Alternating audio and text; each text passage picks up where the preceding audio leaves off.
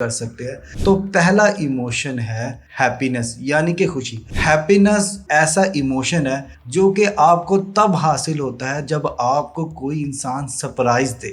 Surprise چھوٹا بھی ہو سکتا ہے اور بڑا بھی ہو سکتا ہے۔